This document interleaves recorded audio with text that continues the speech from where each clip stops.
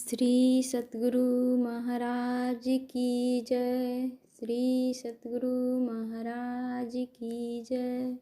श्री सतगुरु महाराज की जय। लाल हमारे अंदर है।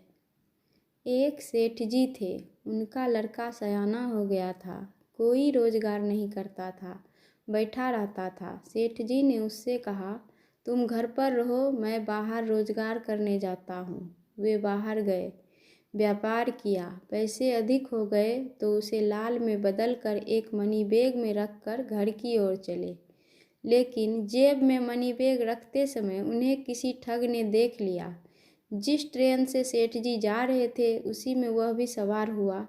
जिस डब्बे में सेठ जी बैठे थे उसी में उनके निकट वह ठग भी जा बैठा। दोनों में थोड़ी देर बातचीत होने पर उस ठग ने कहा, बड़ा अच्छा हुआ, मेरे कोई साथी नहीं थे, आप साथी हो गए। सेठ जी उसकी चाल ढाल से समझ गए कि यह कोई ठग है। वे मन ही मन उससे सावधानी बरतने लगे। निश्चित स्टेशन पर दोनों उतरे और एक धर्मशाला में जाकर ठहरे। दोनों आसपास में अपना बिस्तर बिछाकर बैठ गए। जब खाने पीने का समय हुआ तो सेठ जी ने कहा, आप जाएं, भोजन कर लें और मेरे लिए भी भोजन लेते आवें। जब ठग भोजन करने चला गया तो सेठ जी ने अपना मनी बैग उसके बेडिंग के नीचे घुसा कर रख दिया। जब वह भोजन करके आया तो सेठ जी ने भी भोजन किया और निश्चिंत होकर सो गए। लेकिन ठग को नींद कहाँ, उसकी आंखों में तो वह मनी बैग घूम रहा था। जब उसने देखा कि सेठ जी गहरी नींद में चले गए तो उसने उनके पॉकेट, कमर, बिछावन आदि को टटोलना शुरू कर दिया। सारी रात वह मनी बैग खोजता रहा लेकिन उसे मिला नहीं। जब प्रत्यूष हुआ तो वह मनहूस होकर सो गया। सवेरे जब सेठ जी जगे तो उन्होंने उसको भी जगाया और कहा, मेरे भाई जागो, सवेरा हो गया। वह जगा और चाय पीने चला गया। इधर सेठ जी ने उसके बेडिंग के नीचे से अपना मनी बैग निकाल कर अपने पास रख लिया। जब सेठ जी घर की ओर चले तो वह भी कुछ दूर तक उनके साथ साथ गया।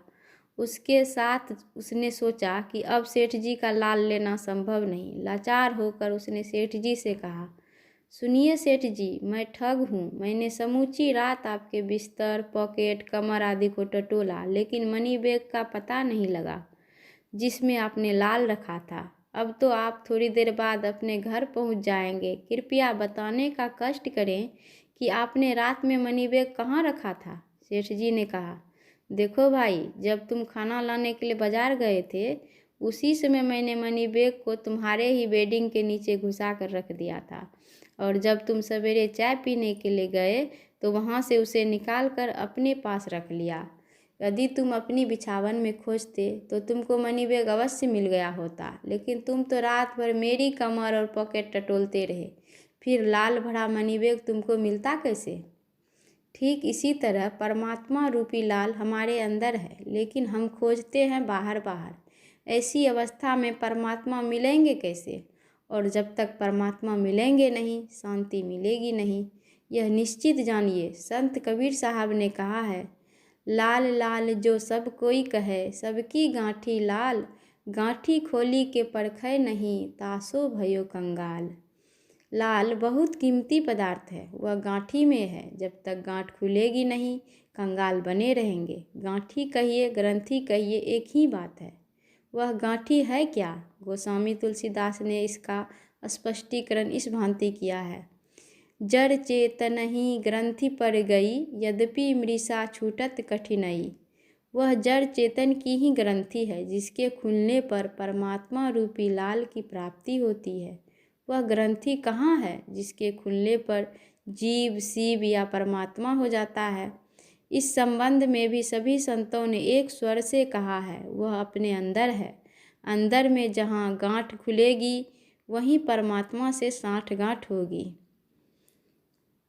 यह प्रवचन शांति संदेश फरवरी 1978 ईस्वी में प्रकाशित हुआ था। श्री सतगुरु महाराज की जय।